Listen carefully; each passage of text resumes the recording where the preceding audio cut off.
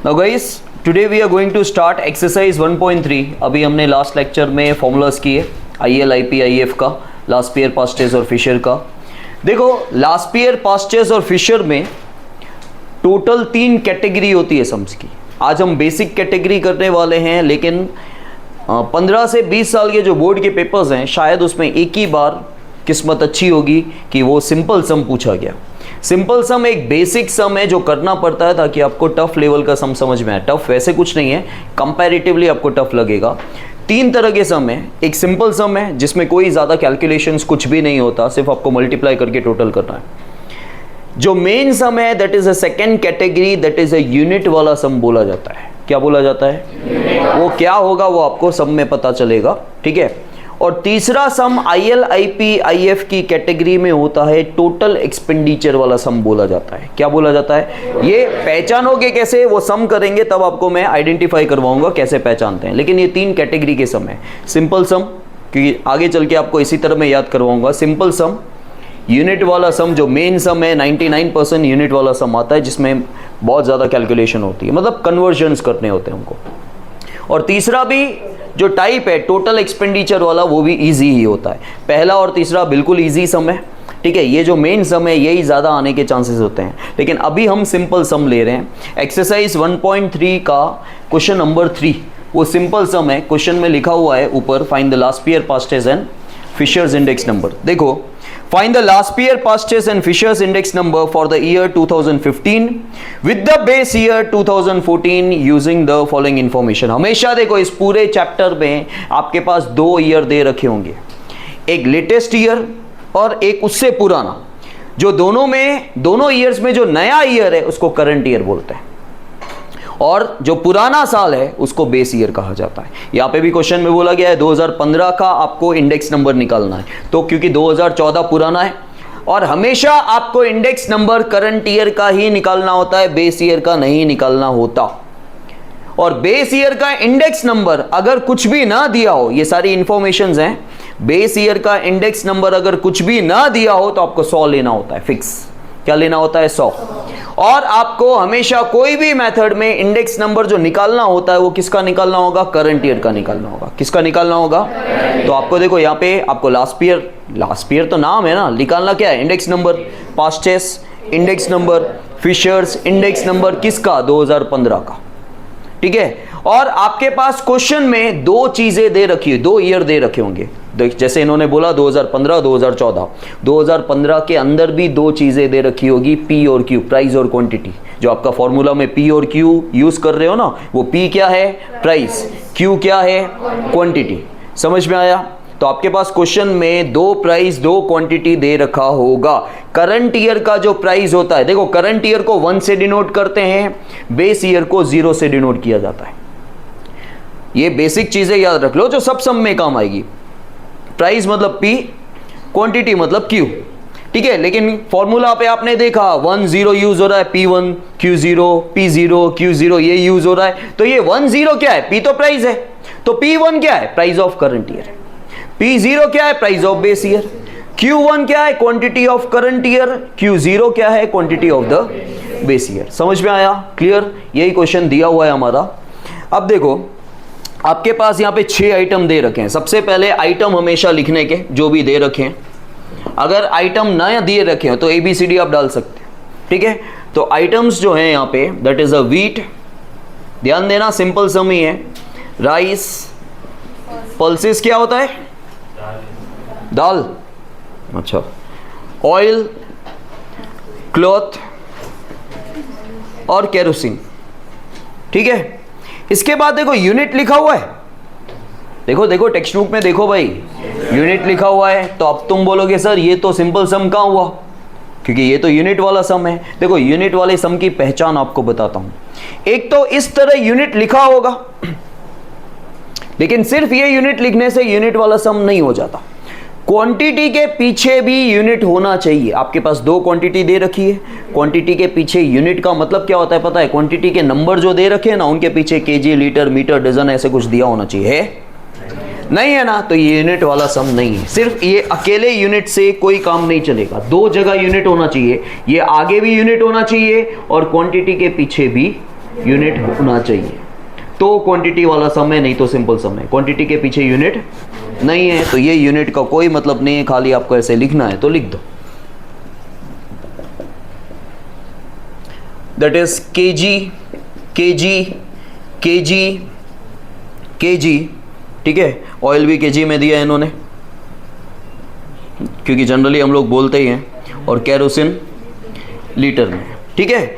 अब मतलब ये यूनिट वाला सम नहीं है, यूनिट वाला सम नहीं है, मतलब सिंपल सम है। अब देखो आपके पास 2014 2015 दिया हुआ है क्वेश्चन में। 2014 मतलब बेस ईयर, बेस ईयर मतलब प्राइस हो या क्वांटिटी हो, आएगा P0 Q0 आएगा।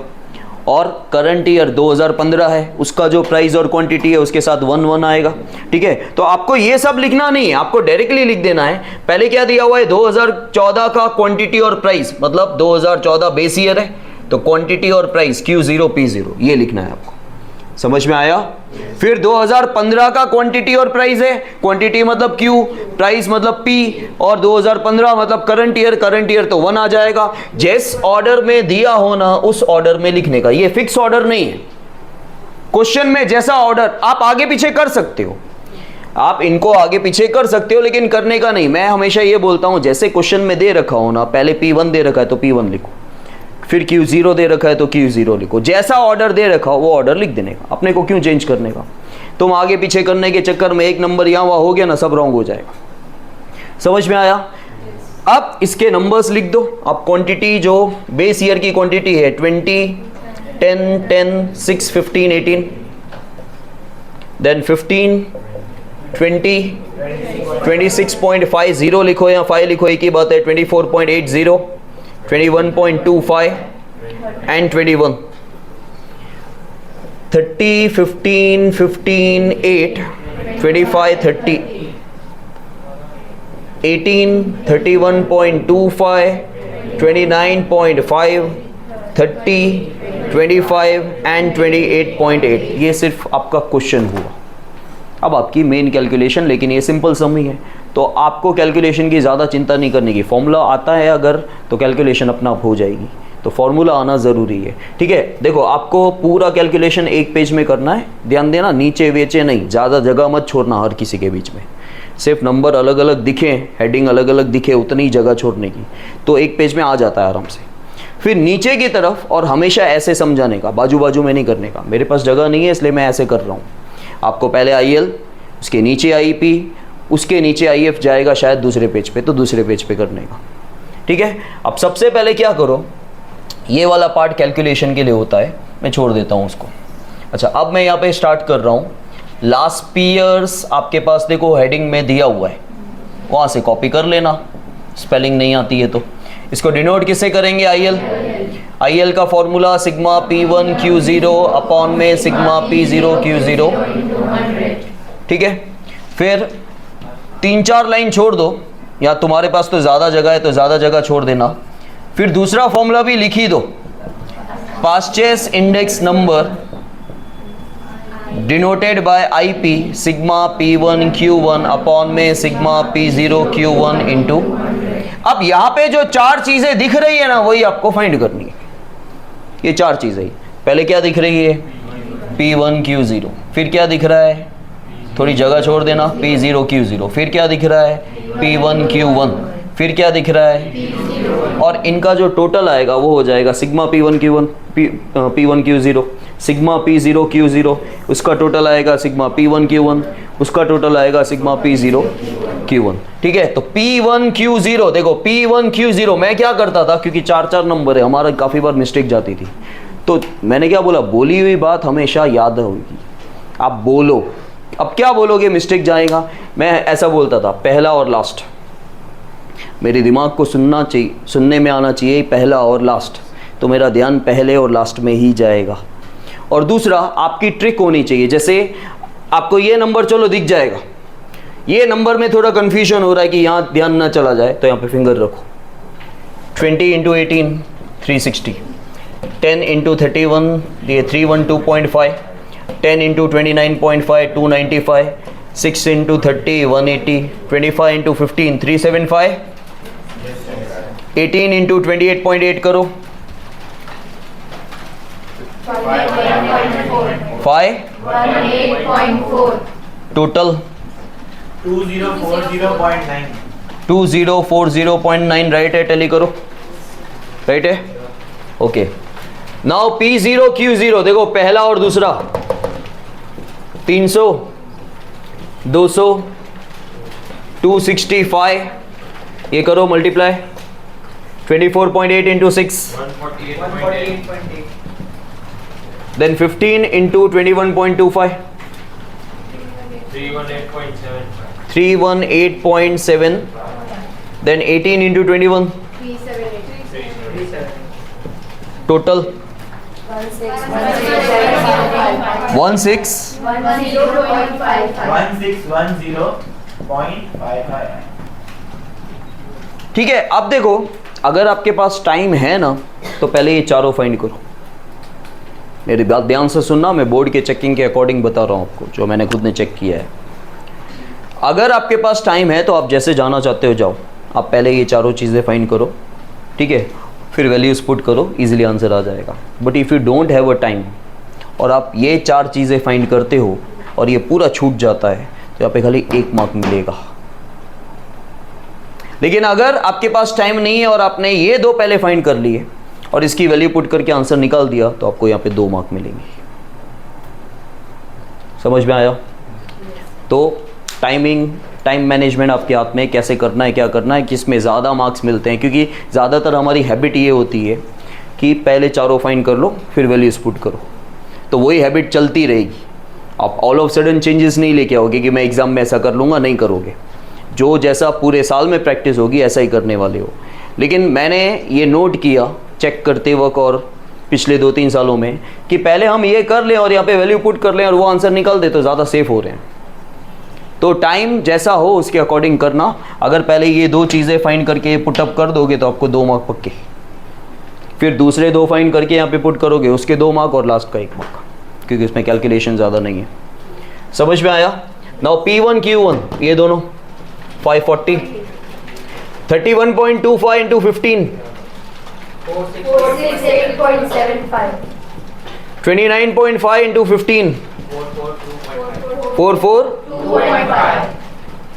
25 25 are 625 28.8 into 30 864 total 3180.25 3180.25 टैली करो, ठीक है। देन P0 Q1 ये बीच के दो 450 15 20 are 300 26.5 into 15 397.5 39 7.5 24.8 into 8 198.4 25 into 21.25 531 21 into 30 630 total 2507 ठीक है। उसका जल्दी इसलिए हो रहा है खाली वो टोटल कर रहा है, मेमोरी प्लस कर रहा हूं। हाँ वो तो बाकी आंसर दे रहे हैं वो प्लस करता जा रहा है, बस उतना ही कर रहा है। मेमोरी प्लस कर रहा हूं। चलो pay attention 2040.9 divide by 1610.55 into 100। पहले मल्टीप्लाई करो फिर डिवाइड करो, पहले मल्टीप्लाई करो, हमेशा ही याद रखना, पहले मल्टीप्लाई करो फिर डिवाइड करो, एग्जैक्ट आंसर आएगा 126.7 ठीक है। Then 3180.25 divide by 2507.15 into 100। पहले इंटू करो फिर डिवाइड करो 126.85। अब एक और चीज आपको बताता हूं, देखो दोनों के आंसर में आपको 126 दिख रहा है तो IF का आंसर भी 126 में ही आएगा, ठीक है। पीछे के पॉइंट में अलग हो जाएगा क्योंकि एक्चुअली क्या है पता है, IF जो है ना, IF that is a geometric mean of ILN into IP। अब ज्योमेट्रिक मीन हमने आपको पूरा याद नहीं होगा लेकिन हल्का हल्का याद होगा। ज्योमेट्रिक मीन में क्या करते थे 11th स्टैंडर्ड में, जितने नंबर होते थे वो रूट जाता था, 2 नंबर होते थे तो स्क्वायर रूट जाता था, 3 नंबर हो गए तो क्यूब रूट जाएगा, बराबर। तो यहाँ पे बाहर IF लिखा हुआ है ज्योमेट्रिक मीन की जगह। अंदर क्या लिखा हुआ है, दो ही नंबर है और स्क्वायर रूट बना हुआ है, मतलब बाहर वाला नंबर इन दोनों का ज्योमेट्रिक मीन हुआ। I F is a geometric mean of I L into I P, ठीक है, वो एक एवरेज है। अब Fisher's index number that is denoted by IF equals to under root IL into, so IL का answer 126.72 into 126.85 multiply करके root निकालो 0.78। Yes, sir. आया समझ में? अब कुछ चीज़ें मैं आपको नोट करवाता हूं जो ध्यान देना। ज़्यादातर सम्स में, टेक्सचुअल सम में ऐसा होता है, ऐसा ही होगा ऐसा नहीं बोल रहा हूं, लेकिन ऐसा होता है, आपका ऊपर वाला टोटल ज़्यादा होता है नीचे वाले से। ज़्यादातर आपको यही मिलेगा, आपका ऊपर वाला टोटल नीचे वाले से। अब ऐसा क्यों होता है वो भी आपको बताता हूं। ऊपर वाले पोर्शन में करंट ईयर ज़्यादा यूज हो रहा है, देखो यहाँ पे करंट ईयर हो रहा है, नीचे टोटली 0 0 है, यहाँ पे भी ऊपर वाले में ज़्यादा करंट ईयर यूज हो रहा है, 1 यूज हो रहा है। तो अब आप करंट ईयर वाले नंबर देखो P1 Q1, ये कंपैरेटिवली इससे ज़्यादा होंगे। देखो बेस ईयर का प्राइस 15 है, करंट ईयर का 20, ज़्यादा है ज़्यादा है ज़्यादा है ज़्यादा है। क्वांटिटी को भी चेक करो, ठीक है। अब जब जब ऐसा होगा, और ज़्यादातर आपके 90% क्वेश्चन ऐसे ही है कि बेस ईयर के कंपैरिजन में करंट ईयर अप है, लेकिन अगर क्वेश्चन में, क्योंकि देखो 90% केसेस में ऐसा ही है, तो अब आपका ध्यान जाएगा कि हमेशा ऊपर वाला नंबर ज़्यादा आ रहा है। अब ऊपर वाला नंबर कभी कम आ गया तो आपको डाउट जाएगा, अरे रॉन्ग तो नहीं हो रहा है। तो आप एक बार देख लेना कि करंट ईयर बेस ईयर से कम होगा ना तो ऊपर वाला नंबर ज़्यादा होगा, लेकिन ज़्यादातर केसेस में आपका करंट ईयर बेस ईयर से ज़्यादा ही है। लेकिन ज़रूरी नहीं है ना, आपका करंट ईयर जो 2015 में रिसेशन आ गया तो उसके भाव, क्वांटिटी, ये सब कम हो सकते हैं, ठीक है। तो तब हुआ तो आपका करंट ईयर अगर आपके बेस ईयर से कम है तो ऊपर वाला नंबर छोटा होगा, हो सकता है, लेकिन ज़्यादातर केसेस में ऊपर वाला ज़्यादा। आप ज़्यादातर हम क्वेश्चंस करेंगे ना ऐसे, आपको ऊपर वाला नंबर ज़्यादा ही मिलेगा। लेकिन उसका रीज़न मैंने बता दिया कि करंट ईयर के नंबर ज़्यादा हैं बेस ईयर से, इसलिए बेस ईयर ज़्यादा होगा तो नीचे वाला ज़्यादा आएगा इन सम्स में। हाँ, IL IP IF की बात कर रहा हूँ, ठीक है।